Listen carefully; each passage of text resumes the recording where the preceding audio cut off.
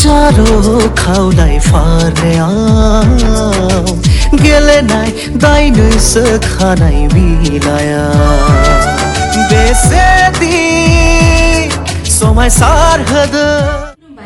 Guys, welcome back to my YouTube channel Monas Vlog. Kasihku आंनि गुबुन मोनसे video बनायनो थाखाय आसा खालामो नोंथांमोनाबो मोजाङैनो दं आरो आंबो मोजाङैनो दं।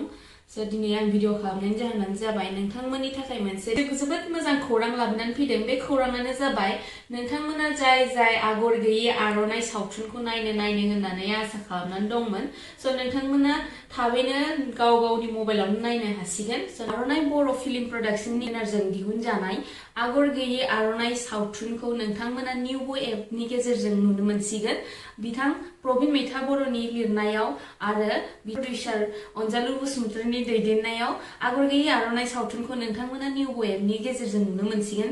स' नोंथांमोना माखौ नेबाय थादों? थाबैनो प्ले स्ट'राव थांदो आरो निउबो एपखौ डाउनल'ड खालामना लादो।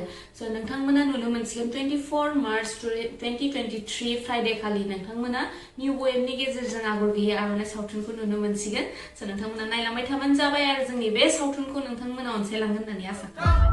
आपा नों आंखौ सावहोदोंमोन ना नोंसोरनि संसार जानाया मोजां जाया होननानै दिनै बे समावनो नांबाय आपा।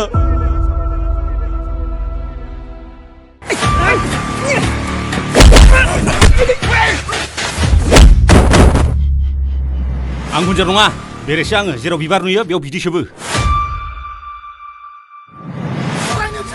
नोंसोर बायदि माहाजोननि फिसाफ्राल' फरायनो मोन्थाय दं। जों बायदि दुखियानि फिसाफ्रा फरायनो मोन्थायानो गैया। आद्रि जागोन फैमाल थांगोन नों आरो आं सानैजों गावस्रालायोब्ला। मा सानो नोंसोर गावखौनो? बिमा बिफाया फोरोंदों मोजांथ' फराय।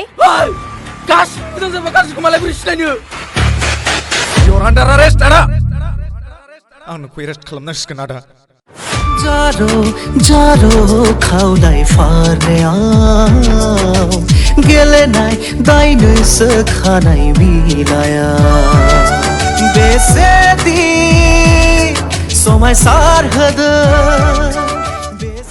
आं मिथिखाबाय आदा आंनाव मा बेराम जादों। सिगारेटनि बिखुमनि सायाव केन्सार बेरामनि सावगारि होनायखौ नुनानैब्लाबो बेखौ बायनायानो आंनि जोबोद गिदिर गोरोन्थिमोन आदा। आं मिथिगौ बर' समाजाव आं बायदि मानसिखौ लुबैया।